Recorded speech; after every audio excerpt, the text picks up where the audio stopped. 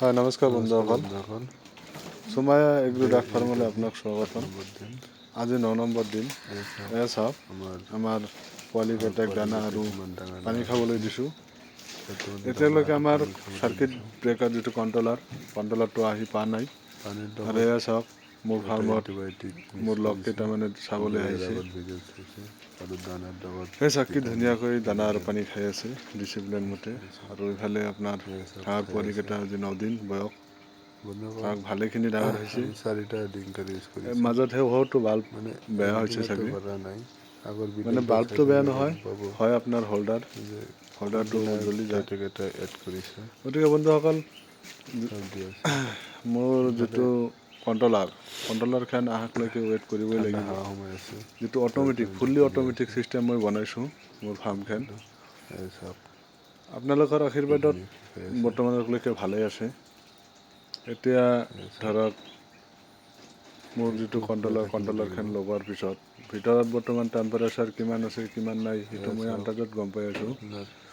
Normal মিটাৰেদি চাই যথেন মই controller আৰু টেম্পাৰেচাৰ কণ্ট্ৰলাৰ আৰু পুৰা চাৰ্কিট লগাই ল'ম, তথানে গম পাম কি সমস্যা কি নাই। বৰ্তমান মোৰ আনুমানিক হিচাপত 30-32 এনেকুৱা হৈ আছে।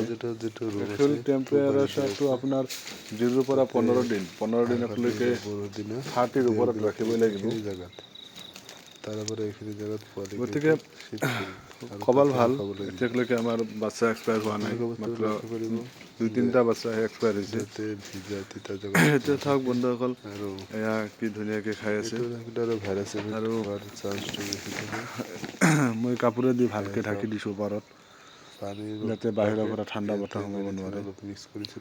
আৰু এইখিনি জেগাত চাওক মুৰ্গী পোৱালি, মুৰ্গীয়ে বাচ্চা দিছে। ৰাখিছিলোঁ, কেইটা তিতি গৈছিল, যাৰ কাৰণে ইয়াৰ পৰা বাচ্চা চাইড কৰি সেইটো চাইডত লোৱা হৈছে। আৰু এইটো চাইড শুকোৱাৰ লগে লগে বাচ্চা আৰু এইটো চাইডত লৈ আহিম। মানে লেতেৰা জেগা বা তিতা জেগাত মই বাচ্চাকেইটা নাৰাখোঁ, ভাইৰাছ এফেক্ট হ'ব পাৰে। সেইকাৰণে মই পাৰ্টিশ্যন কৰি শ্বিফ্ট ৱাইজ কৰি দিছোঁ। ডাঙৰ হোৱাৰ পাছত সেইটো বেলেগ কথা, বৰ্তমানলৈকে চাফ চিকুণ কৰি ৰখাটোৱে ভাল। ধৰক, এয়া ইয়াতে মোৰ 2টা বাচ্চা আছে ইয়াতে। এটা ভৰি লেঙেৰা হৈছে, মানে পানীৰ ড্ৰিংকাৰ তলত পৰিছিল। আৰু এটা হ'ল আপোনাৰ সৰু বাচ্চা, সৰু মানে তামাম সৰু। ডাঙৰকেইটাৰ কাৰণে সেইটো খাব পৰা নাই। গতিকে ভাবিছোঁ যে আৰু 2-1 দিন গেলি মই বাচ্চাকেইটা চাইড কৰি দিম, ডাঙৰকেইটা আৰু সৰুকেইটা বেলেগ বেলেগ কৰি ৰাখিম। চাব ইয়াতে আহিব, সৰুটো দেখা পাব এই ভিডিঅ'ত।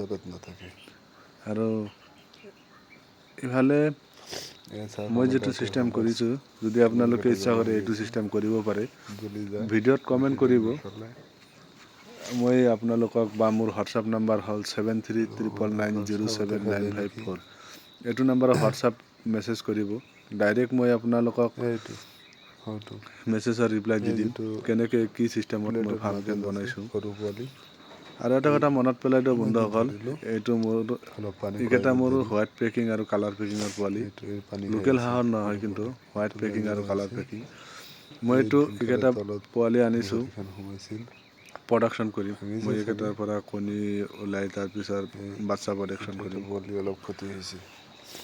আৰু ইফালে মোৰ ইনকিউবেটাৰ ৰেডি হৈ গৈছে। মই অহা 2-1 দিনত ইনকিউবেটাৰৰ ভিডিঅ' আপলোড কৰি দিম। ইফালে বন্ধুসকল, এয়া চাওক কেইটা কেনেকুৱা অৱস্থা হৈ আছে, ঠিকেই গৈছে। মই বাচ্চা ইতিমধ্যে অলৰেডি সেইটো ছাইডত শ্বিফ্ট কৰি দিছোঁ। এইটো হ'ল এইটো ছাইড, লেফ্ট ছাইড আৰু ৰাইট ছাইড। এয়া কেইটা কিমান জিকা লেতেৰা হৈ আছে, ইয়াতে মেডিচিন মাৰিম, স্প্ৰে কৰি তাৰপিছত কেইটা শুকাব দিম, ভাইৰাছখিনি মৰি যাব। স্প্ৰে কৰি 4-5 দিন শুকাব দিম, ভাইৰাছখিনি তথানে মৰি যাব।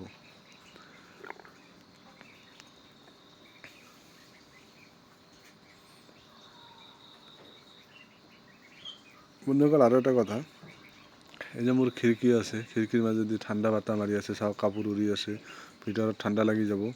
এই চাওক বাচ্চাকেইটা অলপ